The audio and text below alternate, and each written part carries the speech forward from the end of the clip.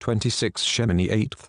Shemini Eighth. Parashah 26 Shemini Eighth. Torah Vayikra, Leviticus, 9:1-11:47, Haftarah Shmuel Bet, 2 Samuel 6:1-7-17, Pirit Hadashah Mark 7:1-23, Acts 5:1-11, 10:1-35, 2 Corinthians 6:14-7-1, Galatians 2:11-16, 1 Kefa, 1 Peter, 1:14-16, Torah Vayikra, Leviticus, 9:1-11:47, 9:1 On the eighth day, Moshe called Aaron, his sons and the leaders of Israel, and said to Aaron, Take a male calf for a sin offering and a ram for a burnt offering, both without defect, and offer them before Adonai.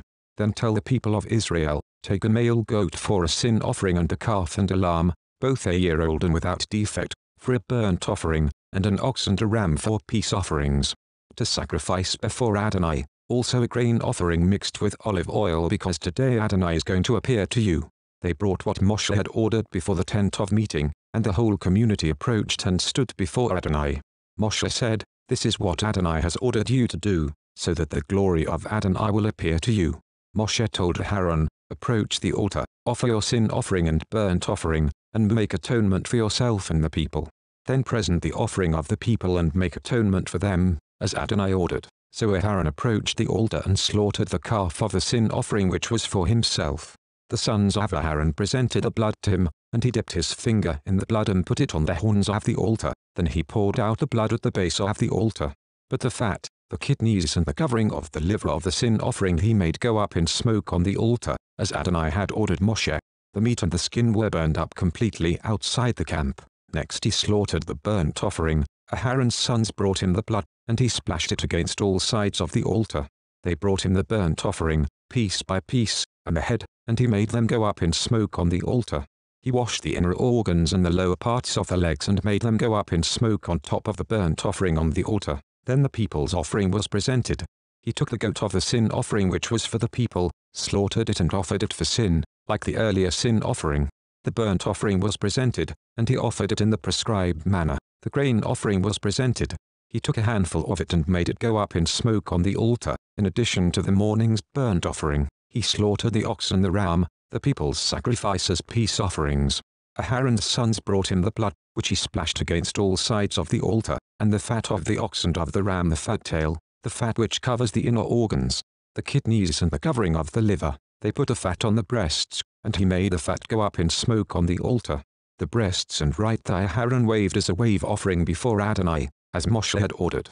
Aaron raised his hands toward the people, blessed them and came down from offering the sin offering, the burnt offering and the peace offerings. Moshe and Aaron entered the tent of meeting, came out and blessed the people. Then the glory of Adonai appeared to all the people. Fire came forth from the presence of Adonai, consuming the burnt offering and the fat on the altar. When all the people saw it, they shouted and fell on their faces.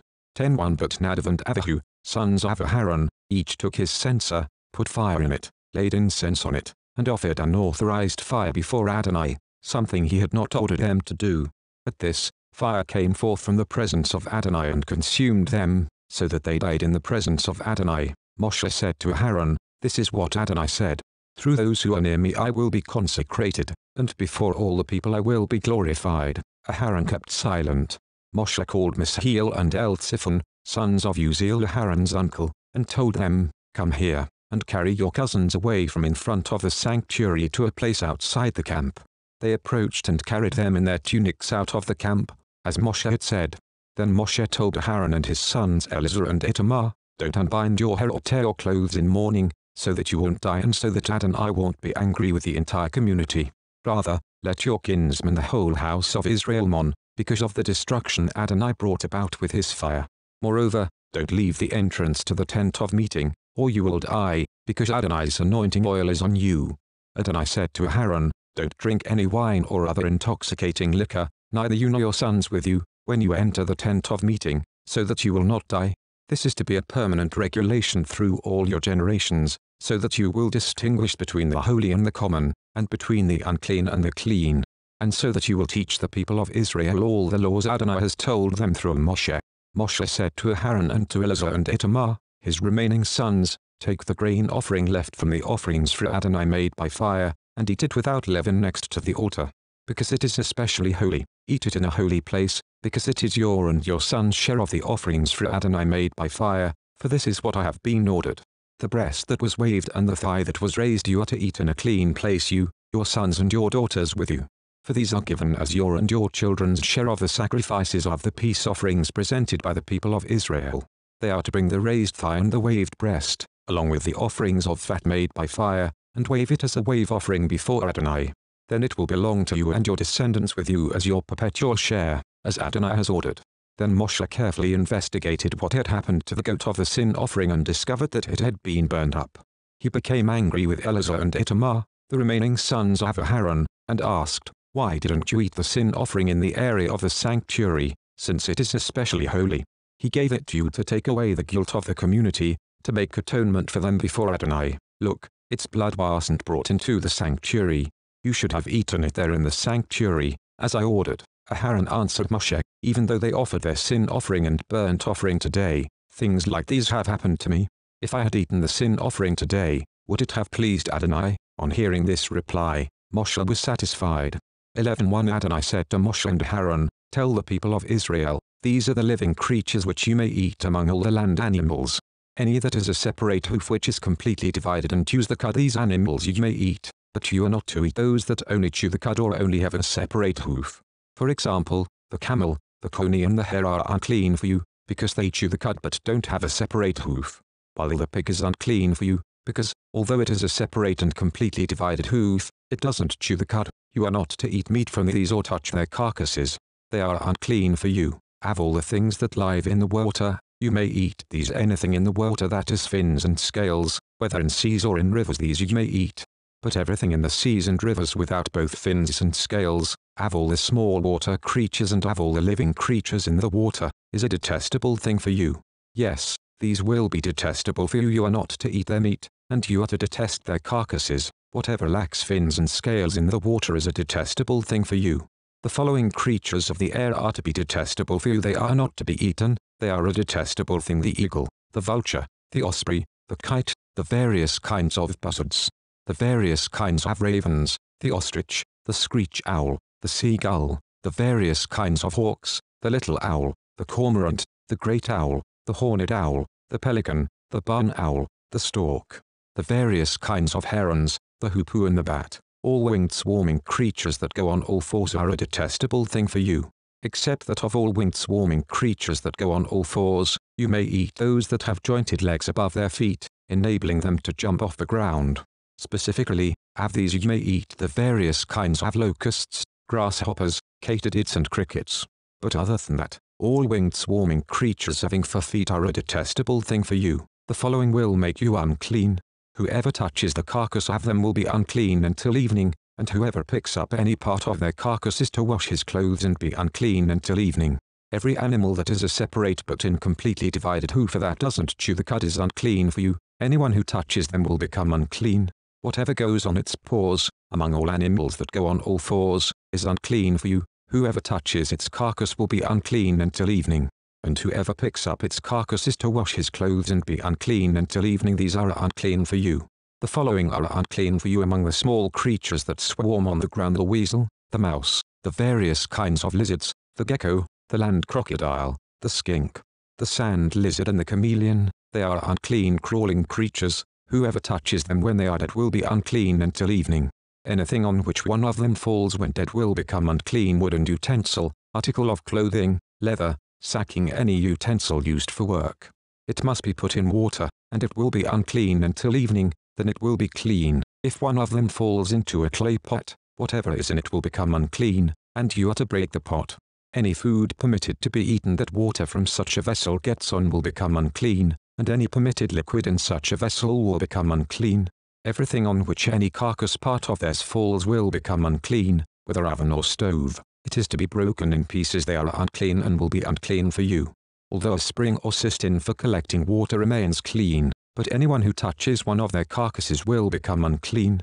If any carcass part of theirs falls on any kind of seed to be sown, it is clean, but if water is put on the seed and a carcass part of theirs falls on it, it is unclean for you. If an animal of a kind that you are permitted to eat dies, whoever touches its carcass will be unclean until evening. A person who eats meat from its carcass or carries its carcasses to wash his clothes, he will be unclean until evening. Any creature that swarms on the ground is a detestable thing. It is not to be eaten. Whatever moves on its stomach, goes on all fours, or has many legs. All creatures that swarm on the ground, you are not to eat them, because they are a detestable thing. You are not to make yourselves detestable with any of these swarming, crawling creatures. Do not make yourselves unclean with them. Do not defile yourselves with them, for I am Adonai your God. Therefore, consecrate yourselves and be holy, for I am holy, and do not defile yourselves with any kind of swarming creature that moves along the ground. Mafti, for I am Adonai, who brought you up out of the land of Egypt to be your God. Therefore, you are to be holy, because I am holy. Such, then, is the law concerning animals, flying creatures, all living creatures that move about in the water, and all creatures that swarm on the ground. Its purpose is to distinguish between the unclean and the clean, and between the creatures that may be eaten and those that may not be eaten. Haftarah Shmuel bet, 2 Samuel 6:1-7-17. 6:1 Again David summoned all the picked troops of Israel, 30,000 men. Then David, taking along the entire force he had with him then, set out for Baal-Yehudah to bring up from there the ark of God, which bears the name of Adonai Tzvaot enthroned above the cherubim. They set the ark of God on a new cart and brought it out of the house of Avinadav on the hill, with Uzzah and Achio, the sons of Avinadav, driving the new cart. They led it from the house of Avinadav on the hill, with the ark of God. Achio walked in front of the ark. David and the whole house of Israel celebrated in the presence of Adonai with all kinds of musical instruments made of cypress wood, including lyres, lutes, tambourines, rattles and cymbals. When they arrived at Nachon's threshing floor, the oxen stumbled, and Uzzah put out his hand to steady the ark of God. But Adonai's anger blazed up against Uzzah, and God struck him down on the spot for his offense, so that he died there by the ark of God. It upset David that Adonai had broken out against Uzzah. That place has been called Peretz Uzzah, breaking out of Uzzah, ever since. David was frightened of Adonai that day. He asked, "How can the ark of Adonai come to me?" So David would not bring the ark of Adonai into the city of David. Rather, David took it over to the house of Obed-Edom the Gittite. The ark of Adonai stayed in the house of Obed-Edom the Gittite for 3 months, and Adonai blessed Obed-Edom and all his household. King David was told, "Adonai has blessed the house of Obed-Edom and everyone who belongs to him, thanks to the ark of God." So David went and joyously brought the ark of God up from the house of Obed-Edom into the city of David. When those bearing the ark of Adonai had gone only 6 paces, he sacrificed an ox and a fattened sheep. Then David danced and spun around with abandon before Adonai, wearing a linen ritual vest. So David and all the house of Israel brought up the ark of Adonai with shouting and the sound of the shofar. As the ark of Adonai entered the city of David, Michal the daughter of Shaul, watching from the window, saw King David leaping and spinning before Adonai, and she was filled with contempt for him. They brought the ark of Adonai in and put it in its place inside the tent that David had set up for it. David offered burnt offerings and peace offerings before Adonai. When David had finished offering the burnt offering and peace offerings, he blessed the people in the name of Adonai Tzvaot. Then he distributed to all the people of Israel, to everyone there, both men and women, a loaf of bread, a portion of meat and a raisin cake, after which the people all left for their homes. When David returned to bless his household, Michal the daughter of Shaul came out to meet him and said, "Such honor the king of Israel earned for himself today, exposing himself before his servants' slave girls like some vulgar exhibitionist." David answered Michal, "In the presence of Adonai who chose me over your father and over everyone in his family to make me chief over Adonai's people. Over Israel I will celebrate in the presence of Adonai. I will make myself still more contemptible than that, and I will be humiliated in my own eyes, but those slave girls you mentioned will honor me." Michal the daughter of Shaul remained childless until the day she died. 7:1 After the king had been living in his palace a while and Adonai had given him rest from all his surrounding enemies, the king said to Nathan the prophet, "Here, I'm living in a cedar wood palace, but the ark of God is kept in a tent." Nathan said to the king, "Go, do everything that is in your heart, for Adonai is with you." But that same night the word of Adonai came to Nathan, "Go and tell my servant David that this is what Adonai says, you are going to build me a house to live in? Since the day I brought the people of Israel out of Egypt until today, I never lived in a house, rather, I traveled in a tent and a tabernacle. Everywhere I traveled with all the people of Israel, did I ever speak a word to any of the tribes of Israel, whom I ordered to shepherd my people Israel, asking, why haven't you built me a cedar wood house? Therefore say this to my servant David, that this is what Adonai Tzvaot says, I took you from the sheepyards, from following the sheep, to make you chief over my people, over Israel. I have been with you wherever you went, I have destroyed all your enemies ahead of you, and I am making your reputation great, like the reputations of the greatest people on earth. I will assign a place to my people Israel, I will plant them there, so that they can live in their own place without being disturbed any more. The wicked will no longer oppress them, as they did at the beginning, and as they did from the time I ordered judges to be over my people Israel. Instead, I will give you rest from all your enemies. Moreover, Adonai tells you that Adonai will make you a house. When your days come to an end and you sleep with your ancestors, I will establish one of your descendants to succeed you, one of your own flesh and blood, and I will set up his rulership. He will build a house for my name, and I will establish his royal throne forever. I will be a father for him, and he will be a son for me. If he does something wrong, I will punish him with a rod and blows, just as everyone gets punished. Nevertheless, my grace will not leave him, as I took it away from Shaul, whom I removed from before you. Thus your house and your kingdom will be made secure forever before you. Your throne will be set up forever. Nathan told David all of these words and described this entire vision. Hadashah Mark 7:1-23, Acts 5:1-11, 10:1-35, 2 Corinthians 6:14-7-1, Galatians 2:11-16, 1 Kefa, 1 Peter, 1:14-16. Mark 7:1. The Parashah and some of the Torah teachers who had come from Jerusalem gathered together with Yeshua and saw that some of his Talmidim ate with ritually unclean hands, that is, without doing intilat yadayim, for the Parashah, and indeed all the Judeans, holding fast to the tradition of the elders, do not eat unless they have given their hands a ceremonial washing. Also, when they come from the marketplace they do not eat unless they have rinsed their hands up to the wrist, and they adhere to many other traditions, such as washing cups, pots and bronze vessels.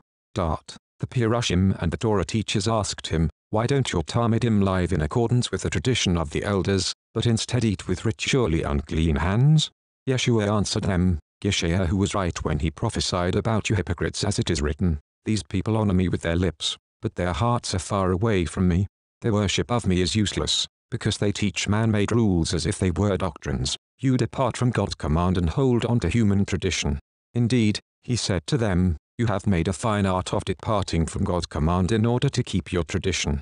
For Moshe said, honor your father and your mother, and anyone who curses his father or mother must be put to death. But you say, if someone says to his father or mother, I have promised as a korban, that is, as a gift to God, what I might have used to help you, then you no longer let him do anything for his father or mother. Thus, with your tradition which you had handed down to you, you nullify the word of God, and you do other things like this.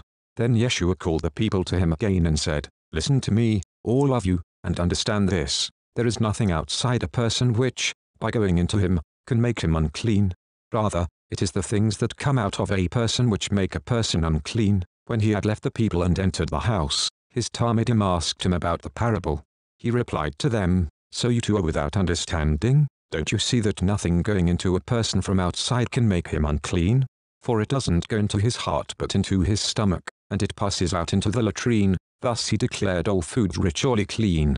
It is what comes out of a person, he went on, that makes him unclean.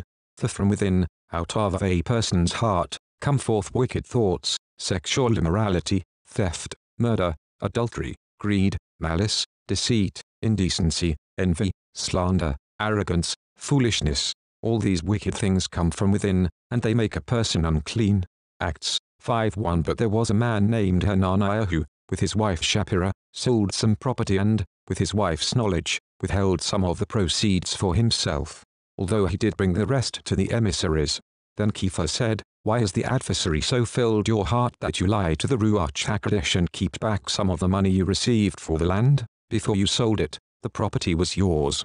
And after you sold it, the money was yours to use as you pleased. So what made you decide to do such a thing? You have lied not to human beings but to God. On hearing these words, Hananiah fell down dead, and everyone who heard about it was terrified. The young men got up, wrapped his body in a shroud, carried him out and buried him. Some 3 years later, his wife came in, unaware of what had happened. Kefa challenged her. Tell me, is it true that you sold a land for such and such a price? Yes, she answered, that is what we were paid for it. But Kefa came back at her, Then why did your people plot to test the Spirit of the Lord? Listen. The men who buried your husband are at the door. They will carry you out too. Instantly she collapsed at his feet and died. The young men entered, found her there dead, carried her out and buried her beside her husband. As a result of this, great fear came over the whole Messianic community, and indeed over everyone who heard about it. Acts 10:1 There was a man in Caesarea named Cornelius, a Roman army officer in what was called the Italian regiment. He was a devout man, a God-fearer, as was his whole household. He gave generously to help the Jewish poor and prayed regularly to God. One afternoon around 3 o'clock he saw clearly in a vision an angel of God coming in and saying to him, Cornelius. Cornelius stared at the angel, terrified. What is it, sir? He asked. Your prayers, replied the angel, and your acts of charity have gone up into God's presence, so that he has you on his mind. Now send some men to Jaffa to bring back a man named Shimon, also called Kefa. He's staying with Shimon the leather tanner, who has a house by the sea. As the angel that had spoken to him went away, Cornelius called 2 of his household slaves and 1 of his military aides, who was a godly man. He explained everything to them and sent them to Jaffa. The next day about noon, while they were still on their way and approaching the city, Kefa went up onto the roof of the house to pray. He began to feel hungry and wanted something to eat. But while they were preparing the meal, he fell into a trance in which he saw heaven opened, and something that looked like a large sheet being lowered to the ground by its 4 corners. In it were all kinds of 4-footed animals, crawling creatures and wild birds. Then a voice came to him, Get up, Kefa, slaughter and eat. But Kefa said, No, sir, absolutely not. I have never eaten food that was unclean or treif. The voice spoke to him a second time, Stop treating as unclean what God has made clean. This happened 3 times, and then the sheet was immediately taken back up into heaven. Kefa was still puzzling over the meaning of the vision he had seen, when the men Cornelius had sent, having inquired for Shimon's house, stood at the gate and called out to ask if the Shimon known as Kefa was staying there. While Kefa's mind was still on the vision, the Spirit said, 3 men are looking for you. Get up, go downstairs, and have no misgivings about going with them, because I myself have sent them. So Kefa went down and said to the men, You are looking for me. Here I am. What brings you here? They answered, Cornelius. He's a Roman army officer, an upright man and a God-fearer, a man highly regarded by the whole Jewish nation. And he was told by a holy angel to have you come to his house and listen to what you have to say. So Kefa invited them to be his guests. The next day, he got up and went with them, accompanied by some of the brothers from Jaffa, and he arrived at Caesarea the day after that. Cornelius was expecting them. He had already called together his relatives and close friends. As Kefa entered the house, Cornelius met him and fell prostrate at his feet. But Kefa pulled him to his feet and said, Stand up, I myself am just a man. As he talked with him, Kefa went inside and found many people gathered. He said to them, You are well aware that for a man who is a Jew to have close association with someone who belongs to another people, or to come and visit him, is something that just isn't done. But God has shown me not to call any person common or unclean, so when I was summoned, I came without raising any questions. Tell me, then, why did you send for me? Cornelius answered, 3 days ago around this time, I was at Mincha prayers in my house, when suddenly a man in shining clothes stood in front of me and said, God has heard your prayer and remembered your acts of charity. Now send to Jaffa and ask for Shimon, known as Kefa. He is staying in the house of Shimon, a leather tanner, by the sea. So I sent for you immediately, and you have been kind enough to come. Now all of us are here in the presence of God to hear everything the Lord has ordered you to say. Then Kefa addressed them, I now understand that God does not play favorites, but that whoever fears him and does what is right is acceptable to him, no matter of what people he belongs to. 2 Corinthians 6:14 Do not yoke yourselves together in a team with unbelievers, for how can righteousness and lawlessness be partners? What fellowship does light have with darkness? What harmony can there be between the Messiah and Belial? What does a believer have in common with an unbeliever? What agreement can there be between the temple of God and idols? For we are the temple of the living God, as God said, I will house myself in them, and I will walk among you. I will be their God, and they will be my people. Therefore Adonai says, Go out from their midst, separate yourselves, don't even touch what is unclean, then I myself will receive you. In fact, I will be your father, and you will be my sons and daughters, says Adonai Tzvaot. 7:1 Therefore, my dear friends, since we have these promises, let us purify ourselves from everything that can defile either body or spirit, and strive to be completely holy, out of reverence for God.